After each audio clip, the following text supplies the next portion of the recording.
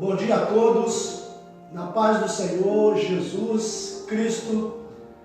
Eu quero convidar você. Estamos hoje aqui numa EBD online compartilhada, e dessa vez aqui nós temos os nossos professores convidados. Está aqui a professora Isabel, nosso professor Johnny e o nosso professor Flávio. Esses homens e mulheres de Deus vão trazer a palavra de Deus até você. Eu gostaria que nesse momento você convidasse, você compartilhasse, você convidasse a sua família, os seus amigos. Amém? Nesse momento nós vamos fazer uma oração por você. E se você puder, você fecha os seus olhos. Senhor, nosso Deus e nosso Pai, nós queremos te agradecer, no nome de Jesus Cristo, teu Filho amado, por esse momento, Senhor, um momento ímpar, nessa manhã de domingo, onde o Senhor nos deu esse presente, o Senhor nos proporcionou, Pai, de estar aqui, transmitindo a tua palavra. Nesse momento também, Senhor, eu oro pela nossa nação, Pai, pelo povo brasileiro. Família, Pai, nesses momentos estão passando por um momento difícil, mas nós te pedimos, Pai, que o Senhor dê graça, o Senhor dê sabedoria, Pai, para que nós atravessamos, Pai, esses momentos. Eu te peço também, Senhor, por cada um aqui, que o Senhor derrama da sua graça, da sua bondade, do seu poder, Pai. Eu te peço, já te agradecendo, no nome de Jesus Cristo, teu Filho amado. Amém. Glória a Deus. Graças a Deus. Eu também desejo cumprimentar a todos os irmãos com a paz do Senhor Jesus, nossos irmãos também internautas, que Deus continue abençoando a cada irmão, cada família, de forma maravilhosa.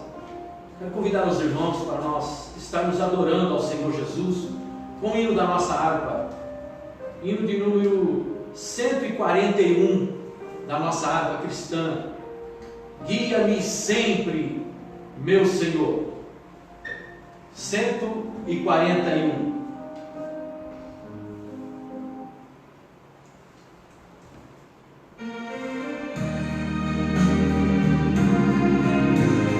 Graças a Deus.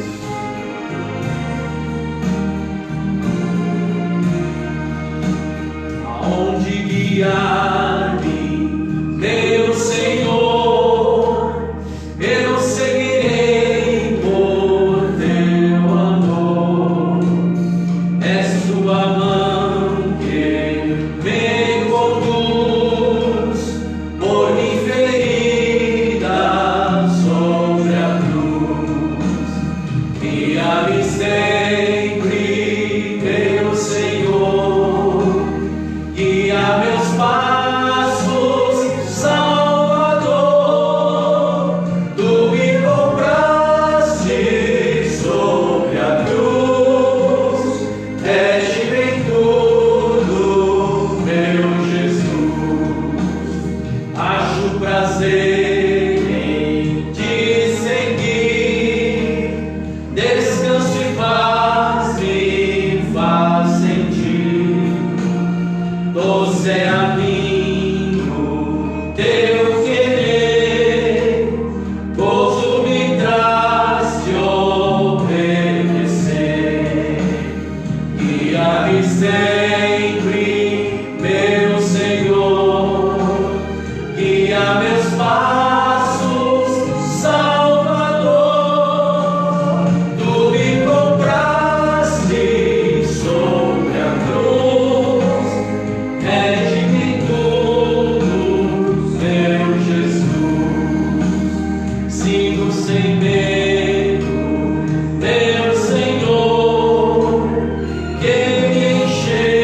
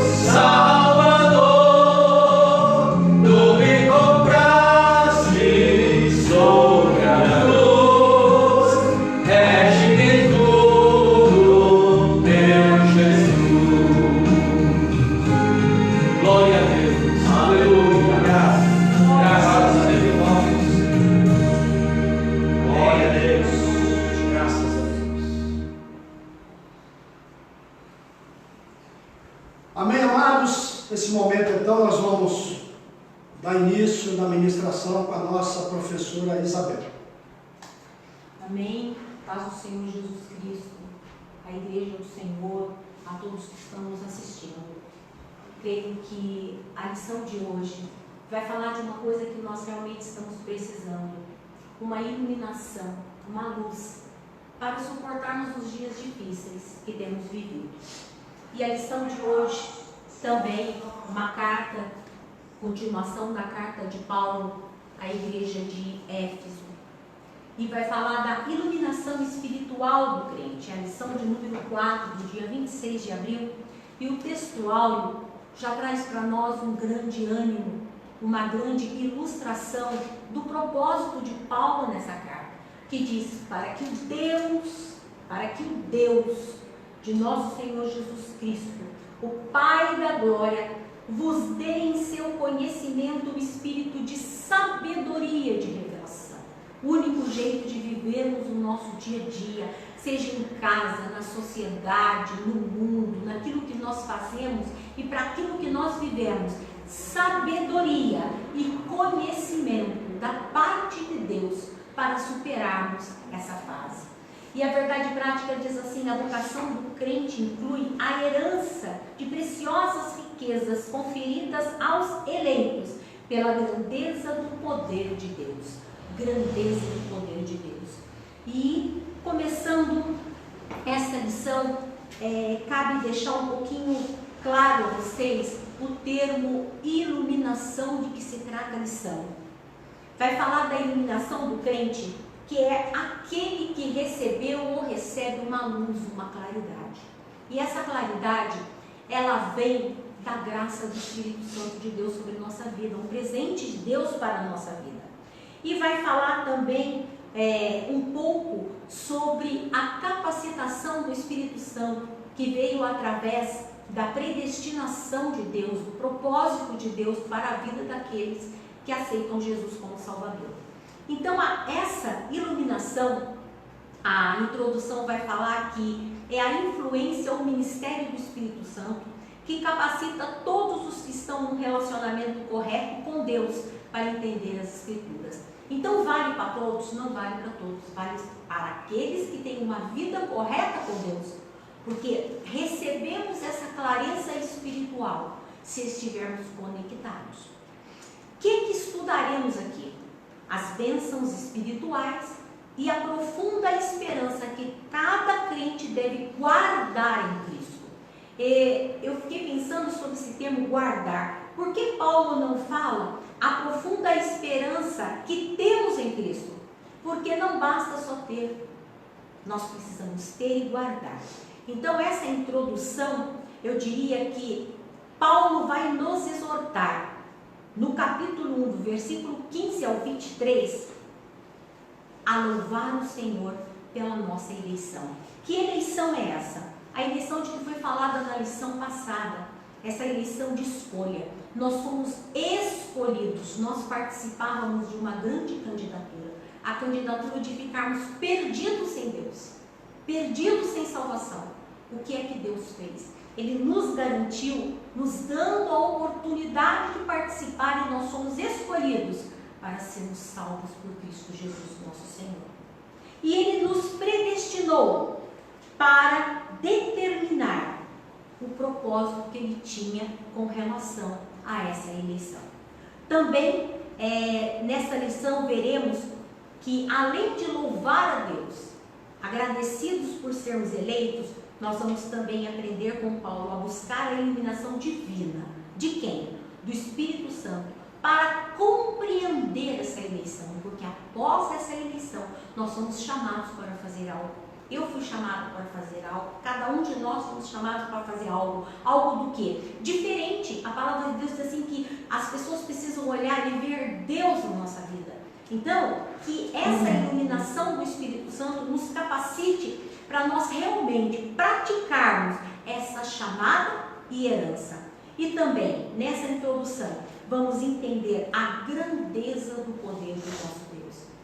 É só um Deus grande que seria capaz de nos dar uma eleição, nos predestinar para uma vida saudável diante dele, nos conceder os dons espirituais para que pudéssemos passarmos por dias difíceis, vivendo a graça e a manifestação daquilo que temos para passar.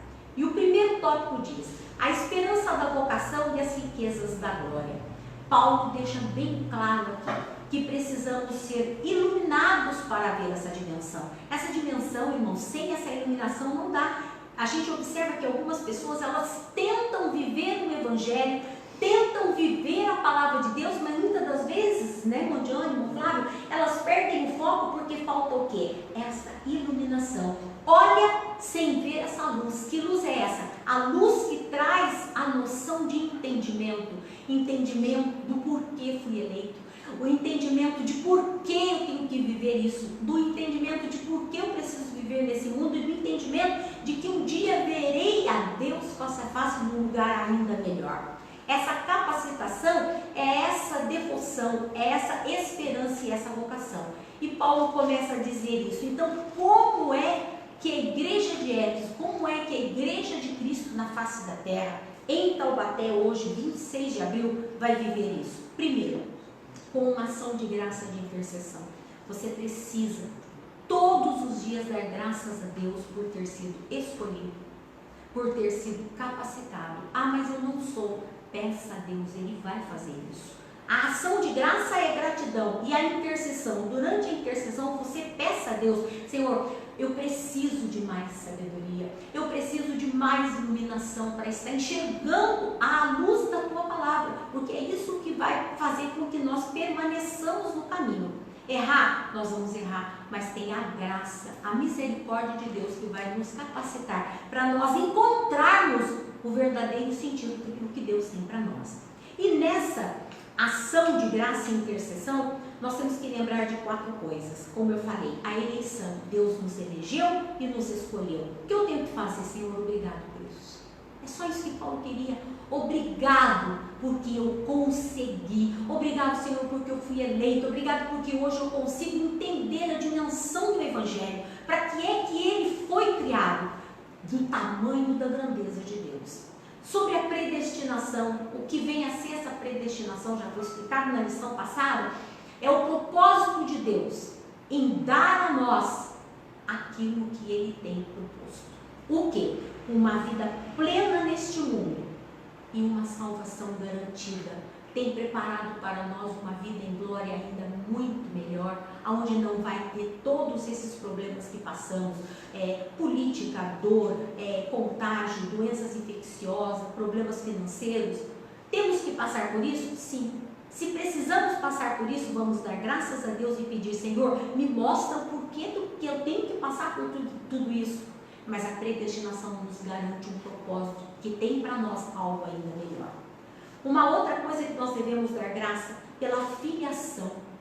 Com o divino plano da salvação, Deus traçou para nós, deu o seu único filho para que nós pudéssemos deixar de ser aquilo que nós éramos e passarmos a ser filhos de Deus. Hoje nós temos a liberdade de dizer papai.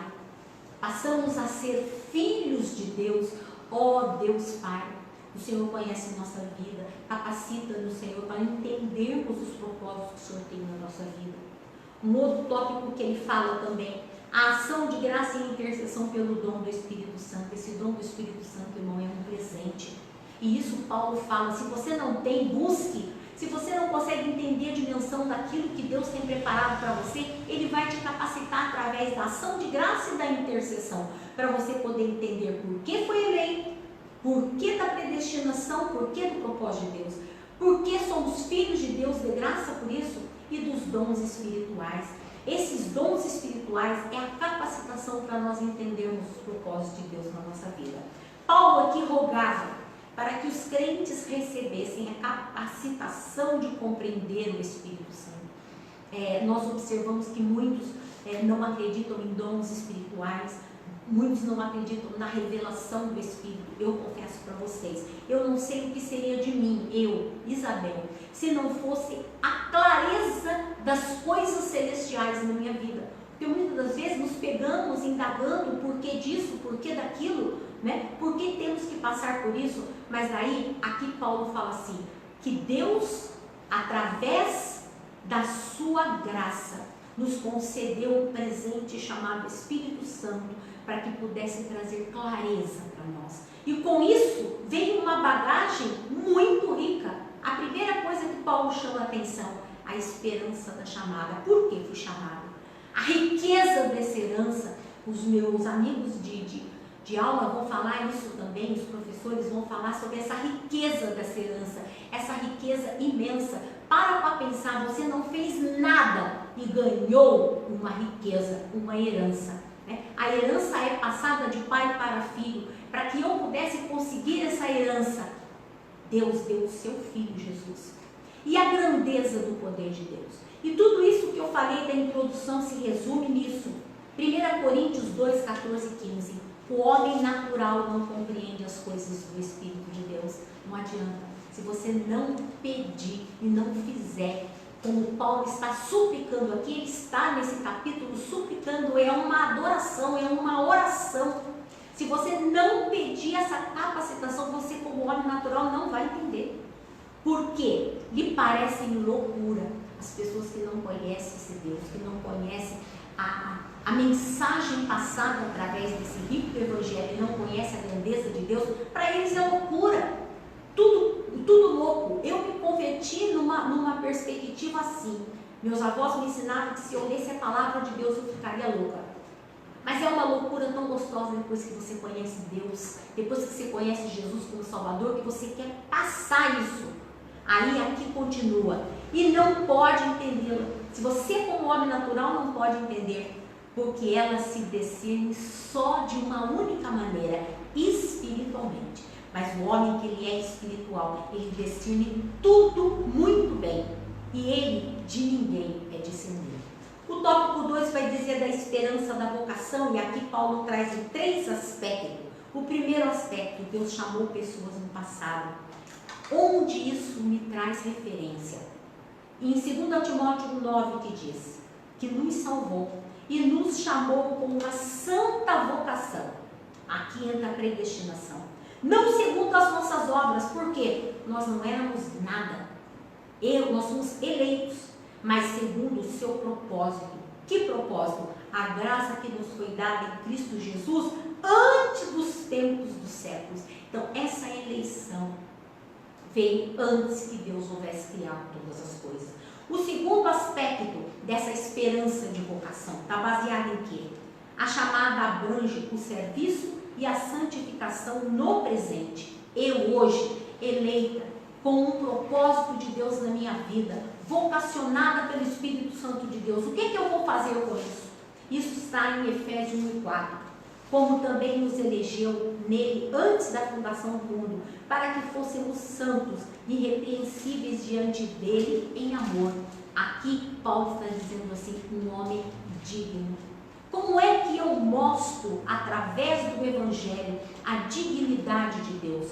Procurando a obediência na palavra. Se eu for dar ouvido a isso ou aquilo, eu posso me perder. Porque são muitas as coisas que nos oferecem para tirar do foco. Mas aqui, ele nos garante que realmente uma vida digna está baseada na palavra. E o tópico C que diz participação gloriosa no futuro. Então, além de termos participado dessa graça de recebermos a salvação, vivemos um presente com dignidade e temos garantia de um futuro. Essa garantia que está selada, foi selada na cruz do Calvário. Diz assim, a participação gloriosa no futuro que compreende a vida eterna e a esperança de conhecer Deus face a face. E esse versículo está em Efésios 5:27 que diz, para apresentar a si mesmo igreja gloriosa, sem mácula, nem ruga, nem coisa semelhante, mas santa e irrepreensível. Eu costumo dizer que esse versículo aqui quer dizer assim, sem estética. Sem estética. Que quer dizer, tendo iluminados os vossos olhos no entendimento, para que saibais qual seja a esperança da sua vocação e quais as riquezas da glória da sua herança. Efésios 1:18 se refere ao que então? Ao plano de salvação. Que plano foi esse? O perdão dos meus pecados, a adoção como filho e as bênçãos que serão desfrutadas do Cordeiro. E com isso aqui, Paulo só diz assim para mim: olha, Bel, tem uma recompensa para você. Fácil não vai ser, mas tem preparado para você algo ainda melhor. Tenha paciência, espere com paciência no Senhor, derrame diante do Senhor as suas necessidades, porque Ele tem cuidado de você. E para resumir e terminar, o meu tópico diz assim: bem-aventurados aqueles que são chamados à ceia da boda do Cordeiro.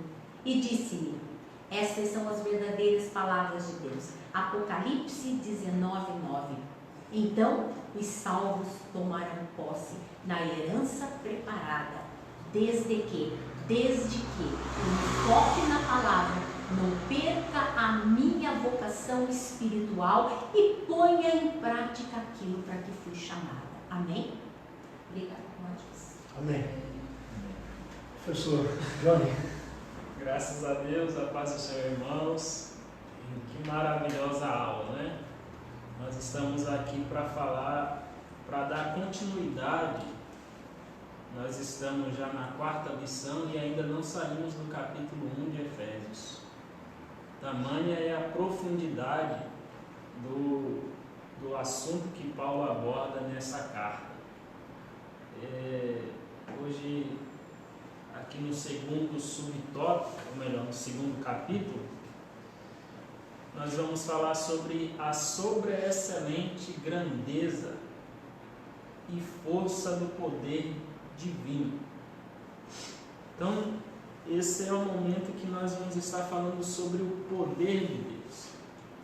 E se nós formos dar uma olhadinha no objetivo geral da lição, o segundo capítulo ali tem como objetivo salientar a grandiosidade do poder divino que opera em favor dos crentes.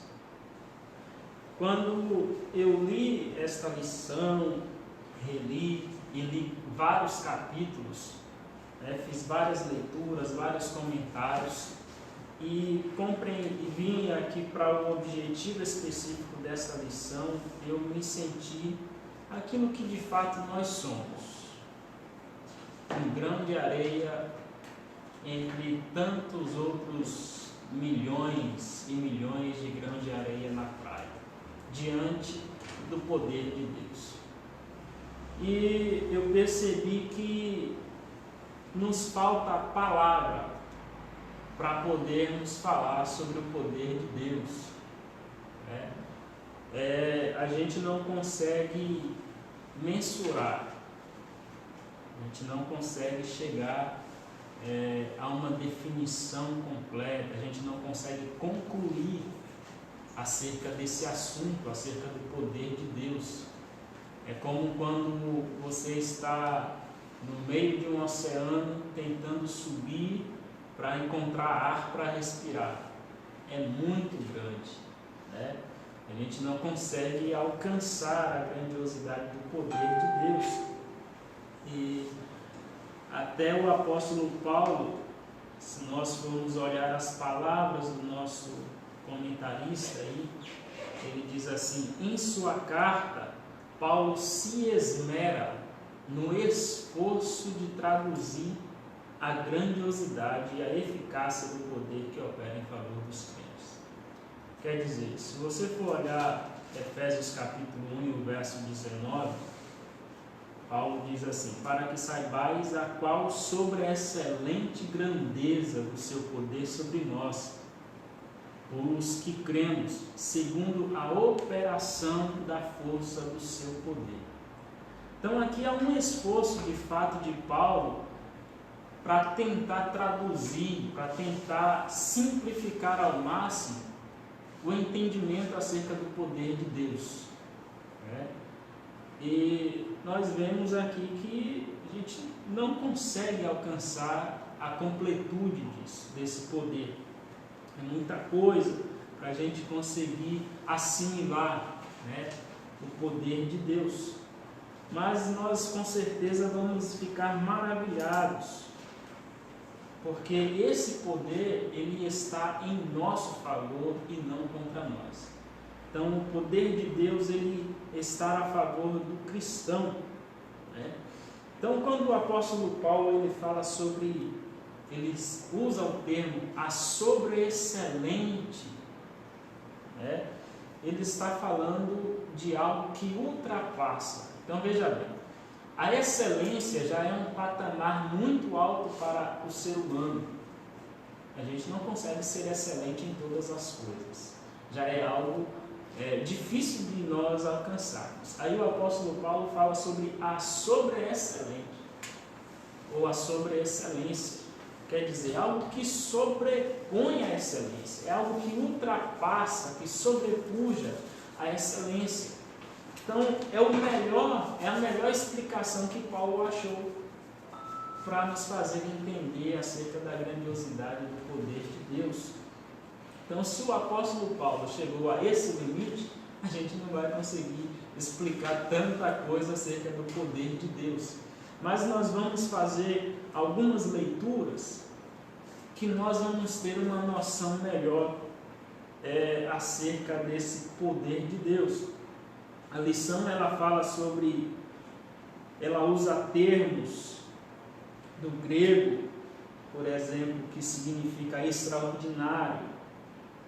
Ela usa termos que objetivam enaltecer a magnitude do poder de Deus. Usa o termo dunamis, que traduzido por poder indica feitos miraculosos que requerem força fora de medida. Então são termos que visam facilitar o nosso entendimento. Agora eu chamo você para Jeremias. Eu espero que você esteja acompanhando, né, e esteja entendendo a nossa explicação. Jeremias capítulo 32. O próprio Deus ele vai fazer uma pergunta. E essa pergunta já é uma resposta. Jeremias 32 e o verso de número 27. Eis que eu sou o Senhor, o Deus de toda a carne. Por acaso seria qualquer coisa maravilhosa demais para mim? Então Deus ele faz uma própria pergunta, uma pergunta que na verdade é retórica. A gente já sabe a resposta. Quer dizer, Deus está perguntando, tem alguma coisa que pode me espantar? Que pode me surpreender ou desafiar o meu poder? A gente sabe que não. Agora veja bem, eu tenho um celular, com certeza você tem um celular. Imagine que o seu celular quebre, tem algum problema, trave. A gente com certeza vai ficar desapontado e a gente não vai saber como consertar, por mais que desejemos isso. Mas se você chega com o seu celular quebrado para aquela pessoa que foi quem inventou o seu celular, que foi que montou toda a estrutura e todo o sistema de funcionamento do seu celular, você acha que ele vai ficar surpreendido com isso? De maneira alguma. Em 5 minutos ele vai saber exatamente onde está o problema do seu celular. Ele vai dizer, é isso aqui e eu posso consertar para você. Então é justamente essa ideia do que Deus está dizendo aqui. Todas as coisas fui eu que criei. Então não tem nada nesse mundo ou fora dele que me surpreenda. Não existe nada nesse mundo que me seja maravilhoso, que desafie o meu poder. Isso é o que o anjo do Senhor ele vai falar justamente para Sara, quando Sara recebe a promessa de engravidar lá em Gênesis capítulo 18. Haveria alguma coisa demais difícil para Deus? E a gente sabe que não. Agora eu me convido para Marcos capítulo de número 9 e o versículo de número 22, porque nós ouvimos o próprio Deus falar acerca do seu poder e agora nós vamos falar acerca, ouvir Jesus falar acerca do seu poder. Jesus ele está diante de um pai desesperado porque o seu filho é lunático e não encontra solução para o seu problema. O próprio pai diz que o filho é acometido por um espírito que lança o filho no fogo e o lança na água com o intuito de o destruir. Aí esse pai, em um momento, ele demonstra que crê que Jesus pode fazer alguma coisa, em outro momento ele duvida, quando ele diz no verso 22 para Jesus: mas se tu podes fazer alguma coisa, tem compaixão de nós e ajuda-nos. Ao passo que Jesus responde: se tu podes crer, tudo é possível ao que crê. Então Jesus ele apenas condiciona o seu poder a uma crença, a uma fé. Quer dizer, Jesus está dizendo: o problema não está em mim poder fazer. Eu posso fazer todas as coisas, agora você pode crer? Se você puder crer, então tudo é possível, porque para Deus não há nada impossível. Então isso aqui é maravilhoso, porque nos traz um entendimento maior acerca do poder de Deus, ou seja, algo que o poder de Deus é ilimitado, né? Ele é onipotente. Algo que nós podemos destacar aqui, no finalzinho desse subtópico, a lição ela diz assim: apenas o maior de todos os poderes é capaz de realizar a transformação e a salvação do homem. Graças a Deus por isso. Não há na terra nenhum outro poder que seja capaz de transformar a natureza humana, só o poder de Deus. Aí o apóstolo Paulo diz em Romanos capítulo 1 e o verso de número 16: eu não me envergonho do evangelho de Cristo, pois ele é o poder de Deus para a transformação de todo aquele que crê. Então esse poder de Deus ele está ativo e ele está à disposição da raça humana para o transformar, para o salvar da influência do pecado, de toda a influência maligna que oprime a raça humana em suas decadências, em suas concupiscências, em seus desejos pecaminosos.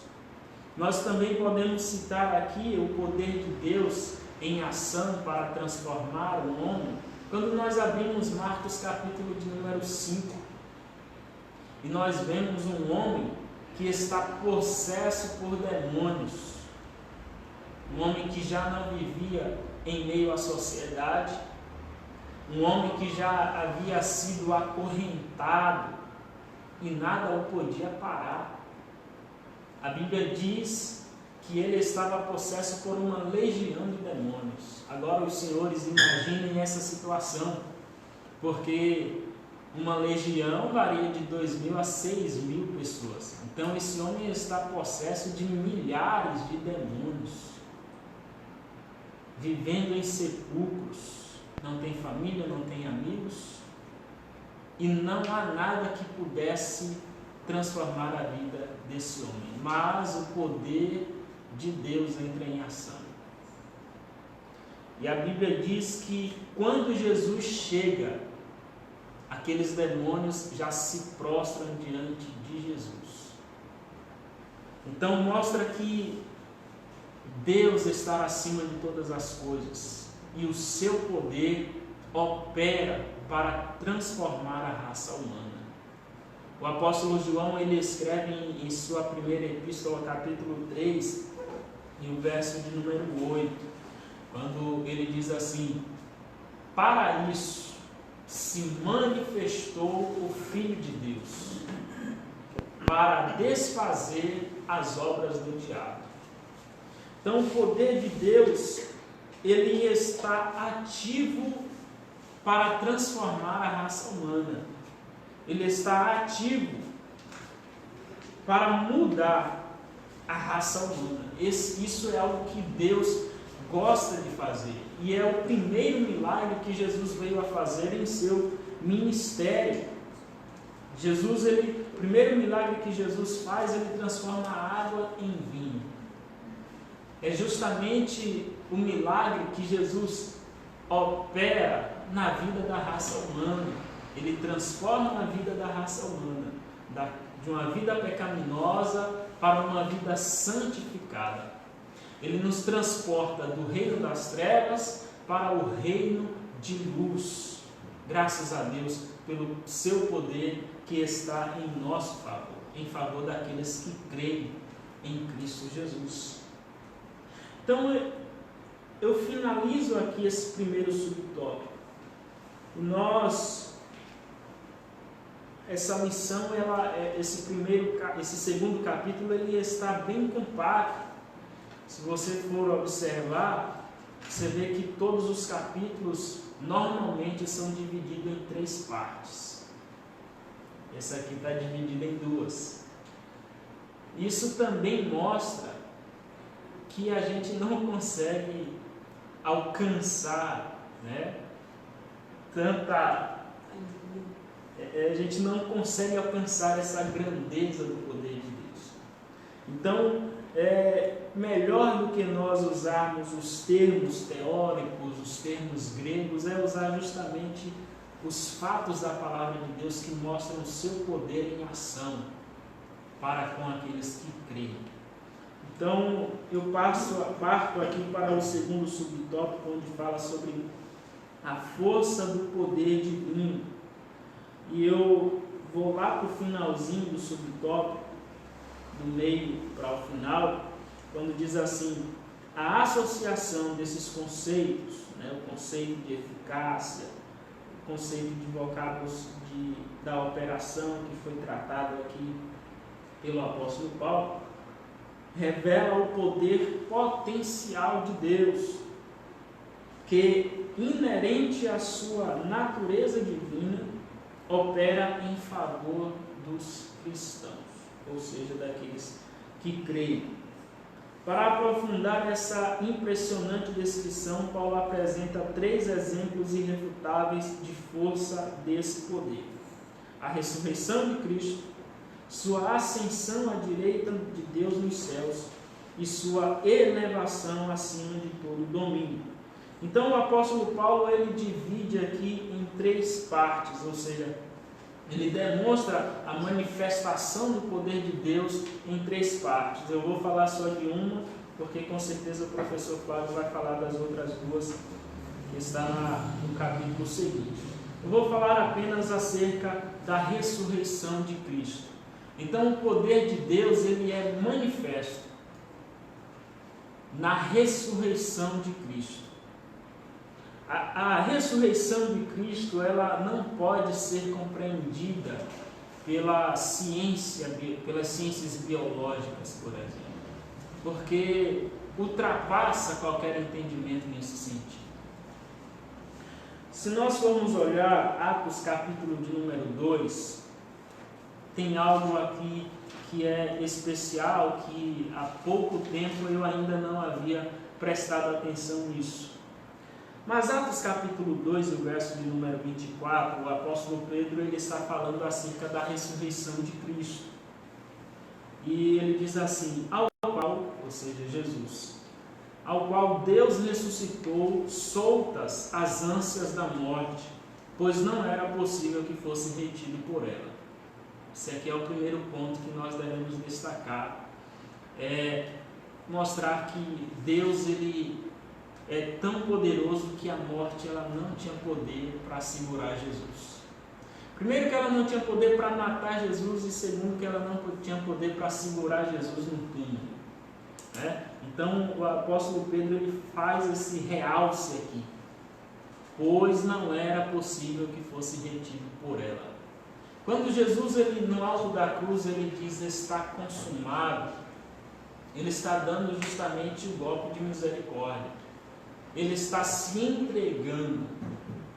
Ele disse que ninguém poderia tirar a sua vida, era ele que a entregaria de livre e espontânea vontade. Então Jesus, ele a morte ele não tem poder sobre Jesus. E o segundo ponto aqui é o verso de número 27, quando ele diz assim: pois não deixará a minha alma no Hades, nem permitirá que o teu santo veja a corrupção. O que é interessante nesse texto aqui?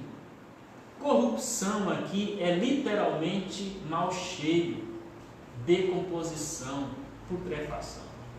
Então o texto está dizendo que, apesar de Jesus estar morto e passar 3 dias no túmulo, o corpo de Jesus não viu vestígio de decomposição, não experimentou o mau cheiro.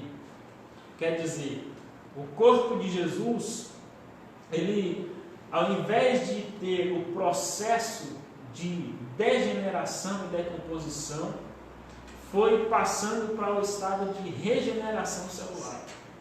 Então é algo que a biologia não dá para explicar isso, porque é o poder de Deus em ação, em atividade, para ressuscitar a Cristo. E a ressurreição de Cristo é a garantia de que todos aqueles que morreram em Cristo também ressuscitarão.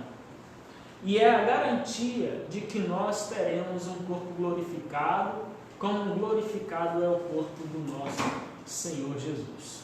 Então nós glorificamos a Deus, porque o poder de Deus ele está a favor de cada um dos que creem. Amém? Que Deus abençoe o professor Flávio. Gostaria de saudar a todos os irmãos com a gloriosa paz do Senhor. Estamos felizes, estamos terminando aqui o primeiro capítulo da Epístola de Paulo aos Efésios. Vamos estar falando aqui dos 4 últimos versículos. A gente já estudou, né, a parte primeira desse capítulo. Então a gente falando sobre o hino de louvor e providência a Deus, né? O tema dessa epístola é Cristo e sua igreja. Esse hino que a gente já estudou, só me lembrando aqui, a gente falou sobre a Trindade, Pai, Filho e Espírito Santo, e das bênçãos espirituais atribuídas, né? A primeira ao Pai, que foi a eleição e a predestinação, atribuídos ao Filho, falamos bastante aqui sobre a redenção pelo sangue de Jesus, e o fato dele nos fazer participante dessa herança maravilhosa. No Salmos no 127, versículo 3, diz que a herança é somente os filhos, né? Então os filhos de Deus são participantes dessa herança através do sacrifício de Jesus. E também as bênçãos espirituais, né? As bênçãos subliminares atribuídas ao Espírito Santo. Nós já estudamos aqui que foi falado sobre o selo e o penhor ou a garantia dessa herança, que é o próprio Espírito Santo. Nessa segunda parte, foi falado aqui sobre a oração de Paulo, né? Na carta da Efésios, Epístola de Paulo aos Efésios, vai falar de 2 orações. A primeira oração é a oração de ação de graça, é essa que nós estamos estudando aqui. No capítulo 3, versículo 14, nós vamos encontrar uma outra oração de Paulo, só que ele já vai fazer uma oração de súplica aos irmãos em Éfeso.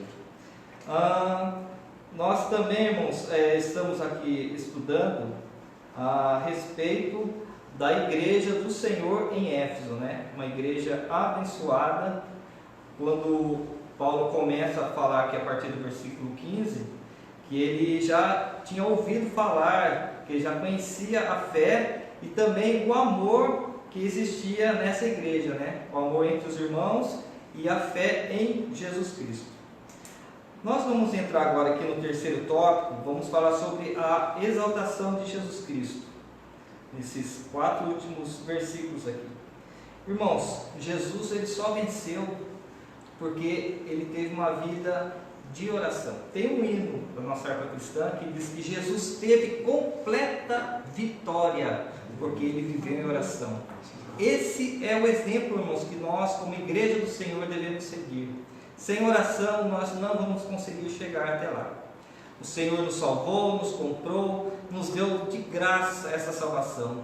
E para nós podermos manter essa salvação, irmãos, devemos viver uma vida de oração. Jesus teve completa vitória, porque sempre viveu em oração.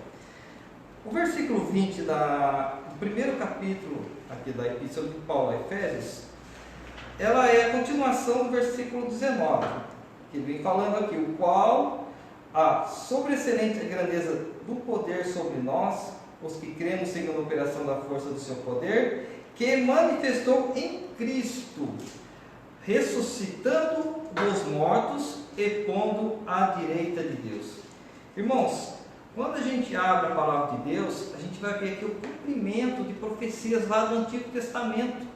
Várias delas, que foram hinos também que foram cantados, como um exemplo aqui desse versículo, nós vemos no livro de Salmos, no capítulo de número 110, quando o rei Davi, cheio do Espírito Santo de Deus, quando ele escreve esse hino, no Salmo 110, ele já estava apontando Jesus Cristo lá no futuro, Jesus Cristo sendo exaltado, Jesus Cristo vencendo a cruz, Jesus Cristo entrando no céu vitorioso, cheio de glória.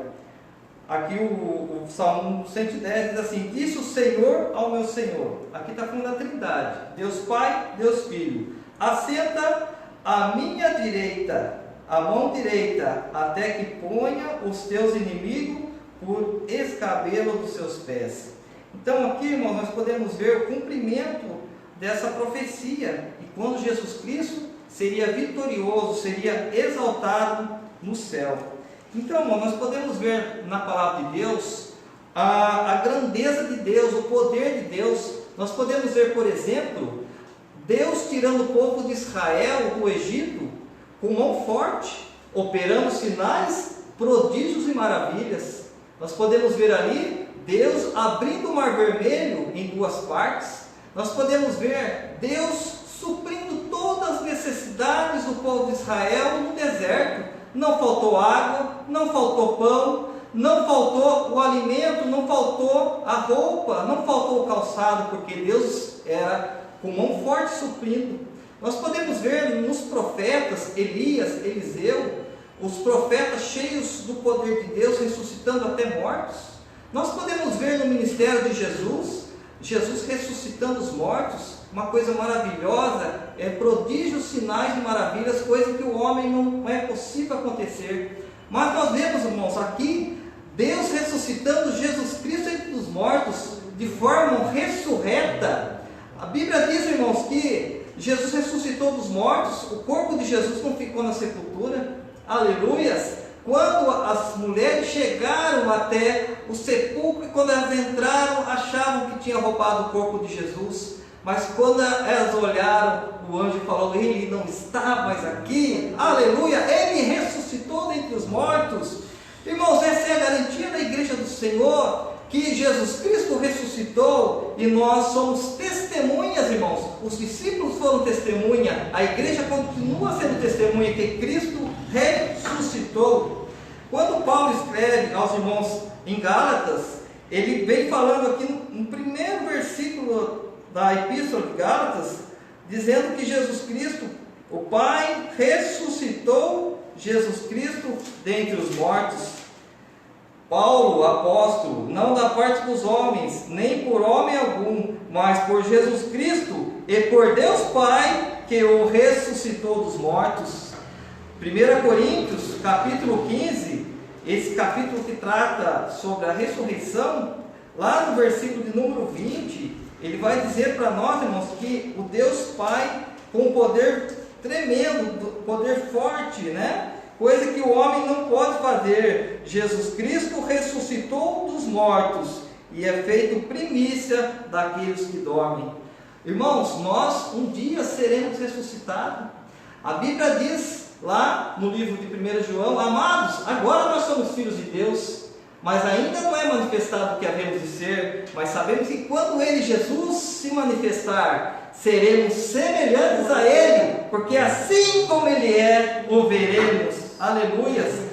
O apóstolo Pedro, irmão, cheio do Espírito Santo, quando ele recebe ali o Espírito Santo e se levanta dentre os apóstolos, ele começa a dar testemunho de Jesus ressuscitado, cheio do Espírito, cheio da graça de Deus, ele começa a falar, ao qual Deus ressuscitou, solta das ânsias da morte, pois não era possível que fosse retido por ela, porque disse Davi, citando Davi o Salmo 110, sempre via diante de mim o Senhor, porque está à minha direita, para que não seja comovido. Por isso se alegrou o meu coração e a minha língua exultou, ainda a minha carne há de repousar em esperança, pois não deixará a minha alma no Hades, e não permitirá que teu santo veja a corrupção. Aleluias! Aí está lá o Salmo 16, versículo 10, que fala sobre esse versículo. E vem falando aqui também no versículo 32, que Deus ressuscitou a esse Jesus dos mortos, a qual todos nós somos testemunha. Daí vem falando sobre a exaltação de Jesus, de sorte que, exaltado pela destra de Deus, eu imagino, irmão, Jesus entrando no céu ressurreto, né? É aquele versículo que fala, abrir as portas, né? Eis que vem entrando o Rei da Glória. Quem é esse Rei da Glória? O Senhor poderoso, Deus forte na guerra. E ele vem dizendo assim, vem recebido pelo Pai, a promessa do Espírito Santo, derramou isso que vós agora vedes ouvir, porque Davi não subiu aos céus, mas ele próprio diz o Senhor ao meu Senhor, assenta-te à minha direita, até que ponha os teus inimigos por escabelo dos teus pés. Sabe, pois, com certeza, todos a casa de Israel, que esse Jesus, a quem vós crucificaste, Deus fez Senhor em Jesus Cristo. Então, irmãos, o patamar de Jesus, irmãos, ele já era glorioso, porque ele é Deus, né? Mas quando ele chega no céu ressurreto, irmãos, ele vence a morte, vence o inferno, né? Ele apresenta a Deus agora a igreja do Senhor, que agora é o novo povo, né? A herança que Deus tem aqui na terra, né? Nós somos filhos de Deus, irmãos, que maravilha, porque o inimigo, irmão, pensou que poderia matar o homem, separar o homem de Deus, mas agora Jesus veio trazer a amizade de Deus novamente a Deus, o homem a Deus. O homem estava separado através do pecado, mas agora ele está novamente ligado a Deus, e nós, irmãos, somos participantes da igreja do Senhor. Lá no livro de Filipenses, irmãos, fala da quenose de Jesus. O que significa isso? Quando Jesus se esvaziou da sua glória, né? E de repente Jesus se viu assim como o homem, como nós, se fez carne e habitou entre nós, e vimos a sua glória. E de repente Jesus, cheio da graça de Deus, ele se aniquila, tornando servo, tornando-se obediente à morte, até a morte de cruz. E porque ele fez isso, deixando a sua glória, se esvaziando da sua glória, agora Deus o exaltou. Vem dizendo aqui, porque Deus exaltou soberanamente e lhe deu um nome que é sobre todo nome, para que ao nome de Jesus se dobre todo o joelho que está no céu e na terra, e toda língua confesse que o Senhor Jesus, para a glória de Deus Pai. Então, irmãos, esse é o Deus que nós servimos, esse é o Deus glorioso que a igreja do Senhor serve, o Deus que subiu ao céu ressurreto, mas Ele nos deu uma promessa, viu, irmã Isabel? Da mesma forma que eu estou subindo, eu voltarei para vós e vou arrebatar a igreja.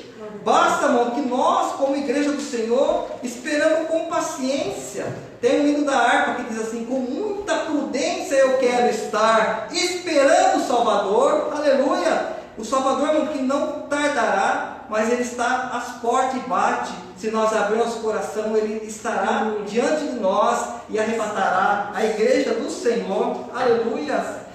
Jesus Cristo, irmãos, também foi colocado como cabeça da igreja. Nós não servimos um Deus morto, um Deus que está no crucifixo, um Deus que está numa cruz, triste e abatido, mas um Deus vitorioso, ressurreto. Quando João, ele teve a revelação do Senhor em Apocalipse, ele viu o Senhor em glória, irmãos. Que maravilha ver o Senhor em glória, esse privilégio que João teve. E diz assim, João, quando viu a glória do Senhor, caiu aos seus pés como morto. Mas o Jesus ressurreto colocou a mão direita sobre João e diz assim, Eis que fui morto, mas hoje estou vivo para todos sempre, e tenho as chaves da morte e do inferno. Então, irmãos, a igreja do Senhor vai vencer, porque Jesus venceu, e conforme Jesus venceu, nós venceremos também, porque o Senhor está conosco, o Espírito Santo está conosco, aleluia, e por isso nós podemos glorificar o nome do Senhor. Você pode exaltar o Senhor aí na sua casa, você pode glorificar o Senhor, porque Jesus está conosco. As coisas estão aos olhos humanos ruins no mundo, nós podemos ver pragas, podemos ver mortes, mas o Senhor está conosco, irmãos, aleluia. Ainda que nós passemos pelo vale da sombra da morte, não temeremos mal algum, porque o Senhor está conosco, aleluia. Estamos debaixo das asas do Onipotente, no nosso Deus poderoso. Fique com essa palavra, irmãos. O Senhor Jesus exaltado, o Senhor cheio de glória, o Senhor está conosco e nos fará mais do que vencedores em Cristo Jesus. Deus abençoe a todos, em nome do Senhor. Amém. Amém. Glória a Deus. Amém, queridos? Graças a Deus, já estamos quase finalizando essa EBD compartilhada. Eu quero destacar aqui 3 pontos que os nossos professores ministraram.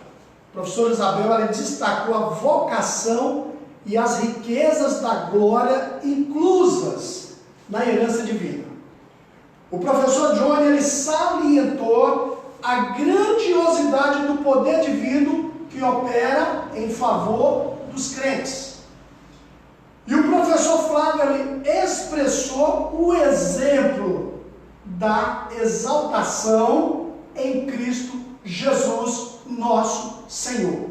Amém? Glória a Deus. Agora o nosso irmão Milton vai louvar. Em seguida nós estaremos fazendo uma oração, finalizando essa EBD. Amém, graças a Deus. Vamos adorar ao Senhor Jesus. Esse hino ele fala sobre o maravilhoso olhar de Jesus em nossas vidas. Que coisa maravilhosa, né? Nós servindo a esse Deus maravilhoso, vivo, que venceu a morte e nos dá vida e vida em abundância, e nos assiste com o seu olhar de amor, com o seu olhar de misericórdia. Graças a Deus. O olhar de Jesus.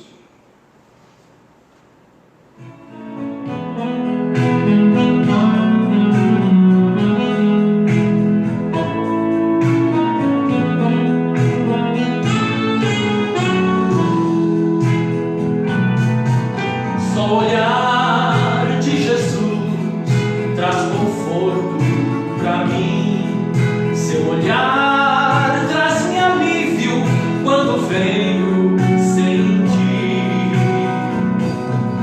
que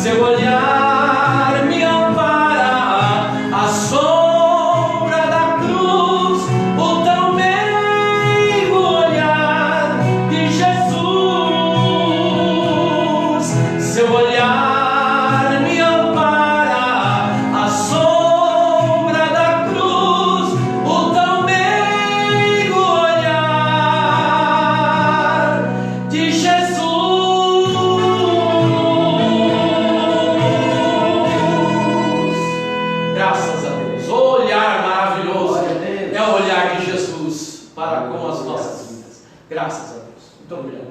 Amém, meus amados. Estamos chegando aqui mais no final de uma EBD compartilhada que o Senhor nos proporcionou nessa manhã de domingo. Eu quero agradecer pela sua presença, por ter ficado com a gente, pelos seus compartilhamentos. Amém? E domingo estaremos aqui novamente com mais uma EBD compartilhada, se assim Deus permitir. Agora a nossa professora Isabel vai fazer essa oração. Senhor, nosso Deus e nosso Pai, te damos graças, Jesus, pela oportunidade que nos concede nesse domingo de estarmos aqui reunidos para ministrar a Tua palavra, que ela faça efeito no coração de cada um que ouve. Nos concede, Deus, a Tua graça, o Teu Espírito Santo com sabedoria para vivermos os dias difíceis. Nos concede um domingo de vitória, uma semana abençoada, cheia de notícias maravilhosas, em nome de Jesus, nosso Senhor. Amém. Amém.